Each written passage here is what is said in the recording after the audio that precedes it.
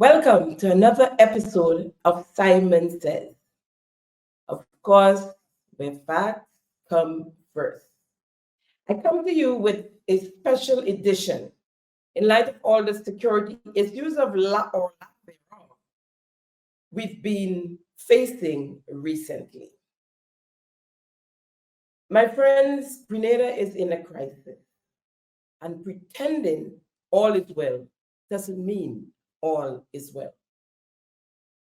We are abandoned by our Prime Minister and Minister of National Security and his cabinet.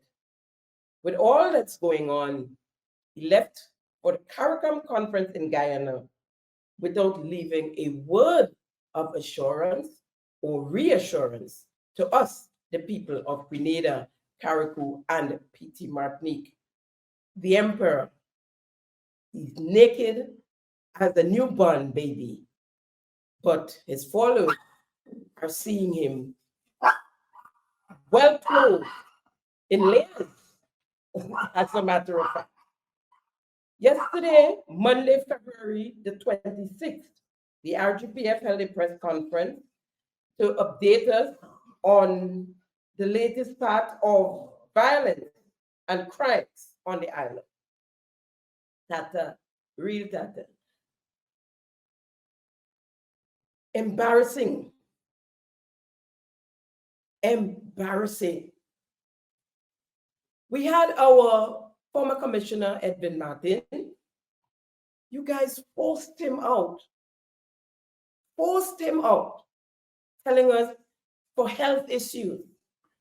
When a mere few weeks later, he landed a big job centered in Trinidad, responsible for the security of the region, Grenada included.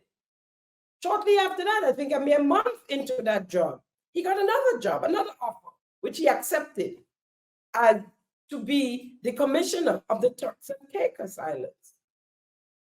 Here is an expose of him and his acceptance as commissioner of police for the Turks and Caicos Islands. He's not ill anymore. We needed him. You replaced him with chalk. If you compare, it's like chalk and cheese. Now, as I mentioned earlier, on Monday, 26 February, the Royal Grenada Police Force held a press conference. Real ABC stuff. They couldn't get the basic stuff, the basic answers they couldn't give to the media. They couldn't get the basic stuff being said correct. Now, I don't care how nice the new commissioner, Mr. Don McKenzie, is. I don't care how nice he is. What we need from our commissioner is competence. We need strength.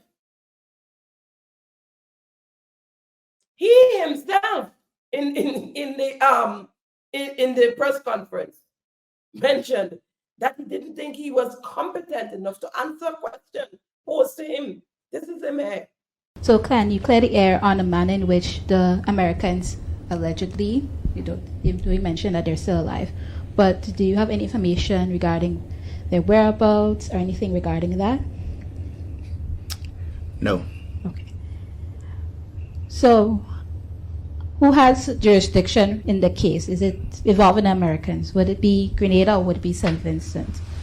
So as a part of your own investigation, have you ascertained exactly where the alleged incident took place with the Americans? You are speaking about issues kind of like way above my pay grade and my competency. Way above his pay grade and his competency. He said it. I don't care how long he served. I don't care. He got to go. If he is qualified, I'm not sure how he got through, because this is not a job where you just pick somebody and put in place, right? He's supposed to have gotten that job on merit. The Public Service Commission is who hired him. Did you interview him? Did you do the necessary check the necessary boxes? We really don't care how nice he is, because you've been hearing once his name came up, started coming up as the potential COP, next COP. Oh, if it's Mr. Donald, yeah, he's a nice man. He's a nice man. He's a good man. No, that doesn't qualify you. Look at the mess we're in now, and you come there singing lullabies. The police force is running on E at the moment. The moral fabric has been totally decayed, rotten to the core. I was told by an officer that quite a few young officers are resigning and retiring, taking early retirement from the force. So right now we're suffering from manpower. We have manpower issues. This is not a good thing.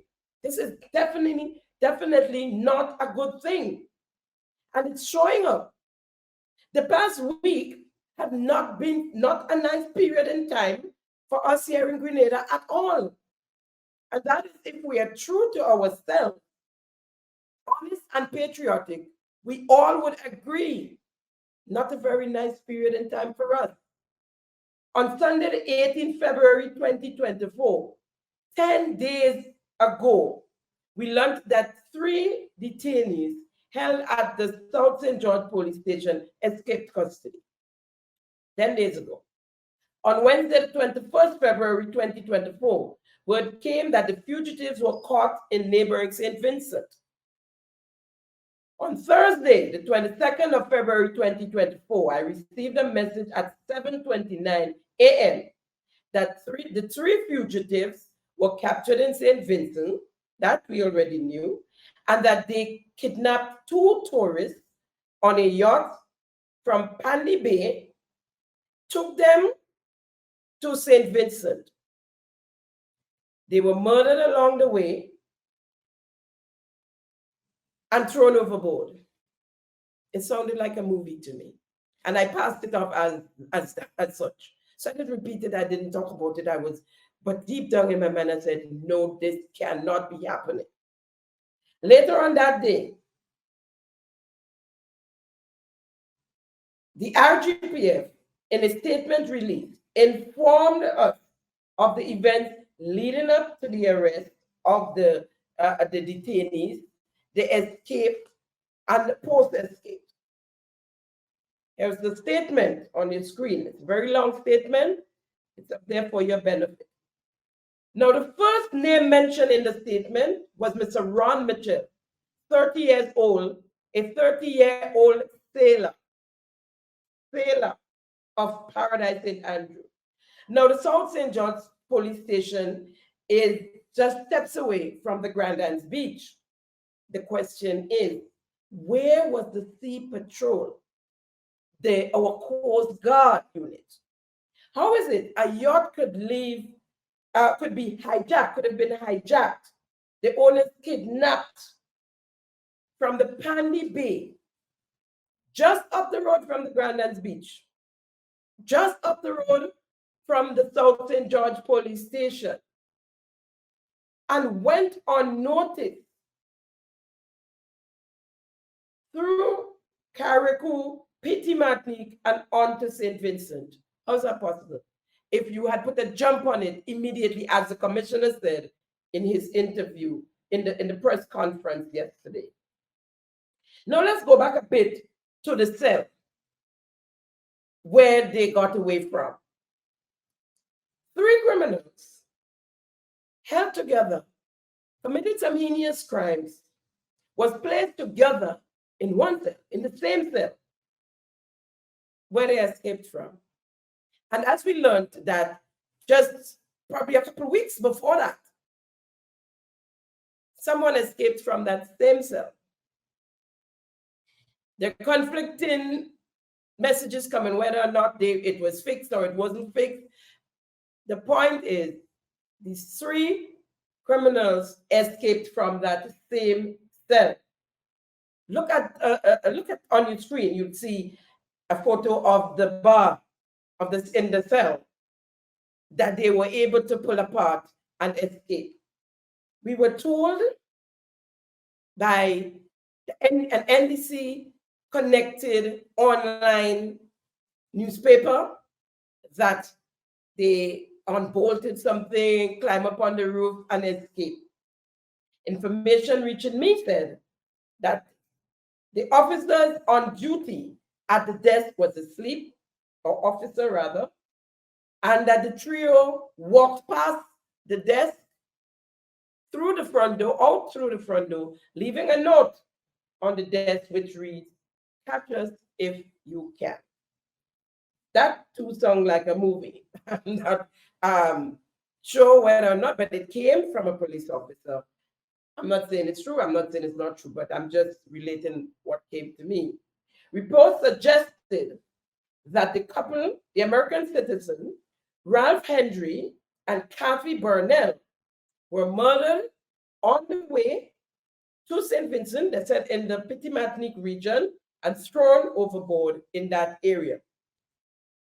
According to ACP Trevor Bailey, Assistant Commissioner of Police responsible for crime in the St. Vincent Police Force, on a podcast on Sunday morning, the trio did confess on being arrested, and they had belongings of the couple, the missing couple, with them when they were captured.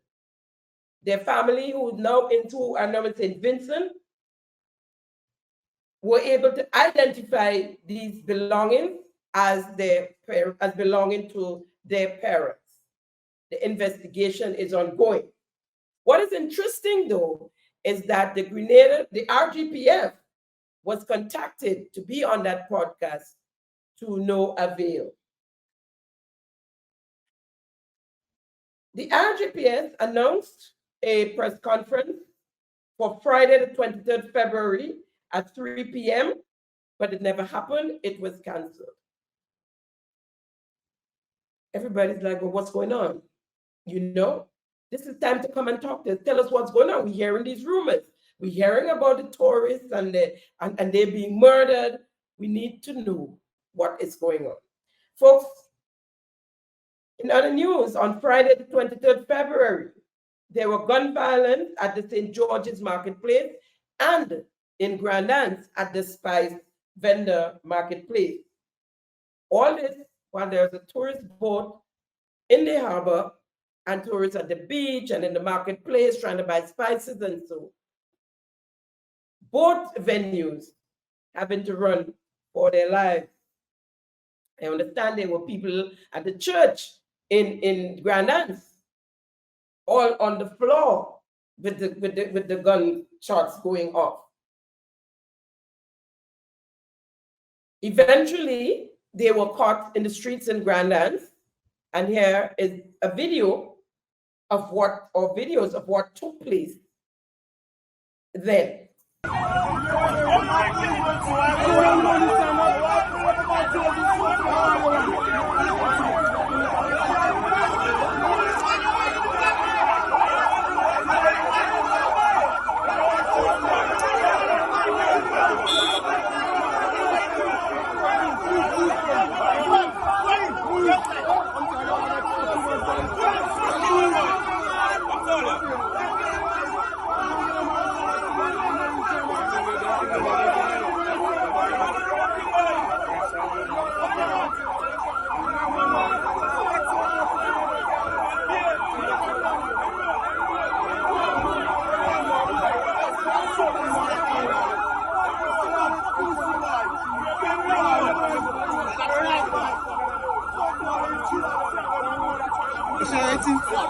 A total breakdown in rule of law.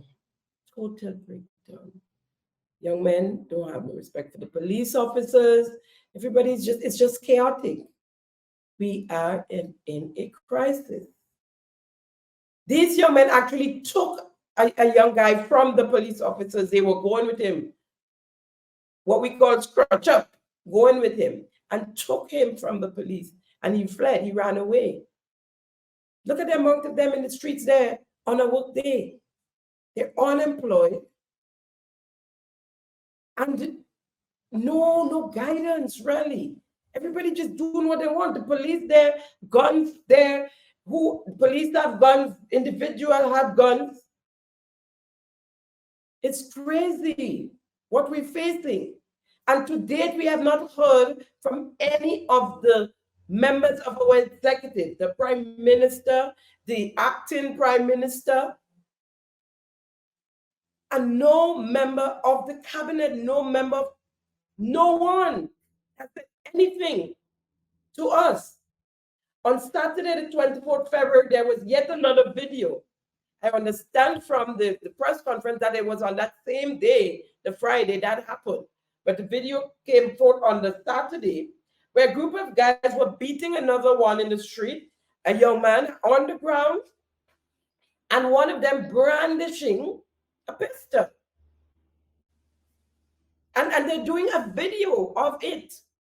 They're doing a video of it, and we've been hearing for weeks now, months now, of gunshots, especially in the evening, in the nighttime, in villages throughout the island. Gunshots going off, rattling. At some point, people thought it was even fireworks. You know? What are we doing? The Carnage, Montoute, 4 roads. We hear of the gang violence is back, an uprising, Mount Horn, Paraclete. On Friday, after all of this, we still await some sort of address, some statement from the Minister of National Security. He left, he went to the heads of government meeting and showed up as someone who got away from an asylum.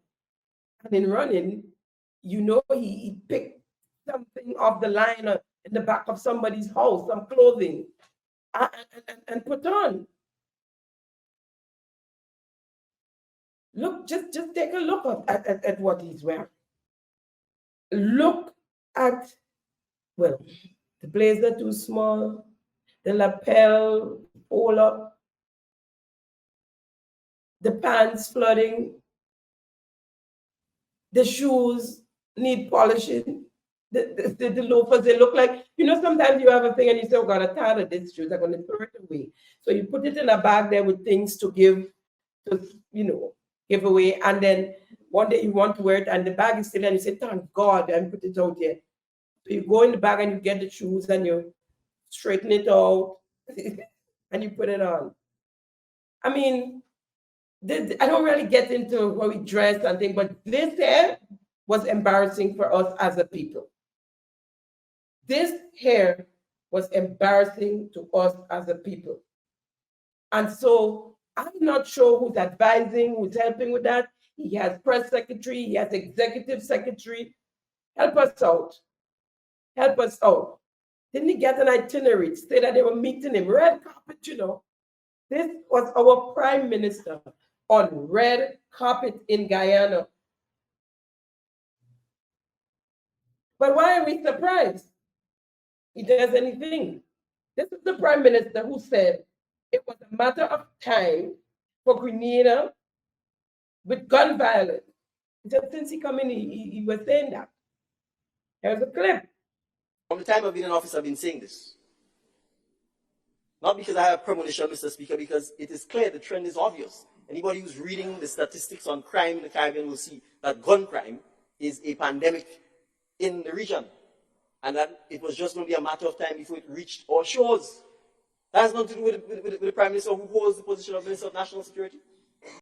Prime Minister, we all agree that you have nothing to do with the crime and the gun violence.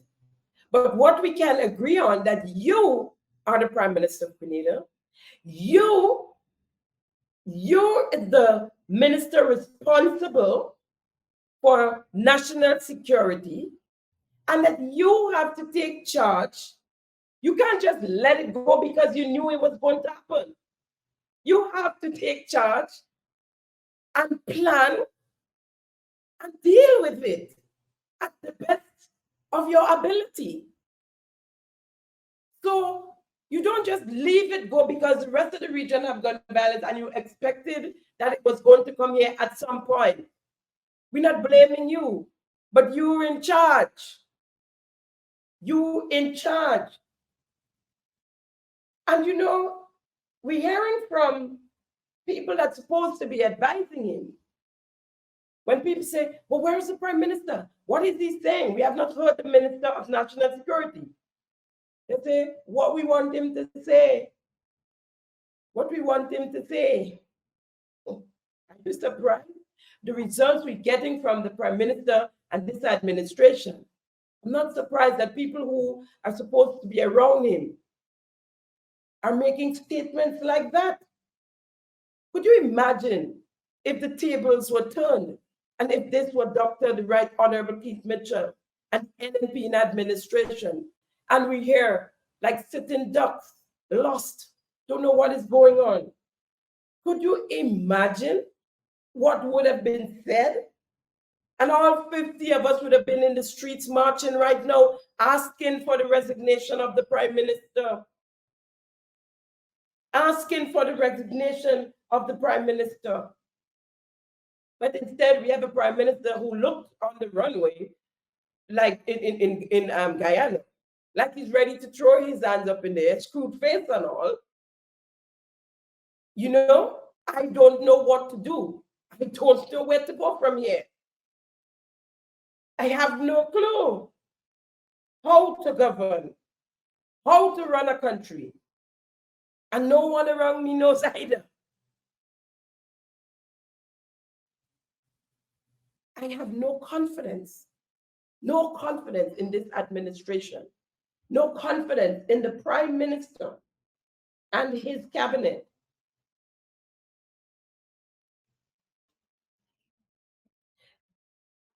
The measuring tape for the NNP should be the same one used for the NDC. What makes him different? What makes him special? Here is my comrade Ali Gill. I would not stand for that, sisters and brothers. The playing field of politics must be equal. The measuring stick for the NMP must be the same measuring stick for the NDC, sisters and brothers. We must use the same measuring stick, sisters and brothers. We must be judged by one standard, sisters and brothers. Only then, sisters and brothers, we can hold our head high. Facts. Same measuring stick. And only then we can hold our head high. We cannot be hypocrite. We cannot be deceptive. And then he leaves Andy Williams acting as our Prime Minister again. No integrity, no transparency, no accountability. Could hardly string two sentences together. And we claim we're intelligent, we're a Christian nation, sitting here with Andy Williams as our Prime Minister. At this time for a few days, well, because I don't think the Prime Minister will be back until Thursday. The people of the Great South, they are calling on the acting Prime Minister, their parliamentary representative, Andy Williams, to make a statement. They're saying that all of that, most of what happened over the past 10 days happened in the South. The gun violence, the escapees, all in the South. And they would like for him to make a statement. Here is their release. You can take a read where they're asking him to come out. So And what a better time? Because you're now acting prime minister. So you can speak on behalf of the prime minister as well, not just as a representative of the South. This is a guy, I didn't even say a gentleman, whose name was up in government cash offices on the bounce checklist even after he became minister and was in the cabinet of Grenada. Somehow they got wind of it that we were going after it, and they took it down. They took it down. They removed his name, I should say. They removed his name. The representatives who was involved in the defrauding of the government of Grenada by having his goods leave the port at night. I think CAPSEC was involved in that at some point as well. Our CAPSEC. You see why we are in this mess we are in. Unscrupulous characters are running our country. And I make no apologies for saying it. The evidence are there to show. I'm not alleging because I'm speaking facts. Right? This is a representative that got over a dozen young men fired from their jobs in a chicken scam. Our acting prime minister.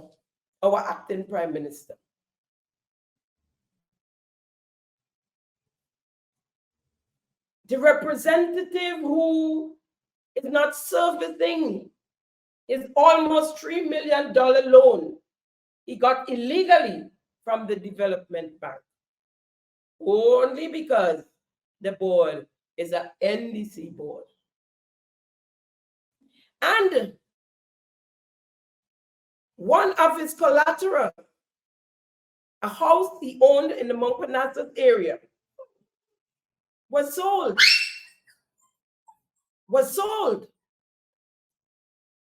By another bank, allegedly so, but the house was sold. Not sure yet how and who sold the house, but the house was sold. That house is in the development bank as collateral, or is it? Or is it just that they told us that? So that we don't say, well, where's the collateral? Although, together, the collateral, they said on paper, is not enough for the $3 million he borrowed.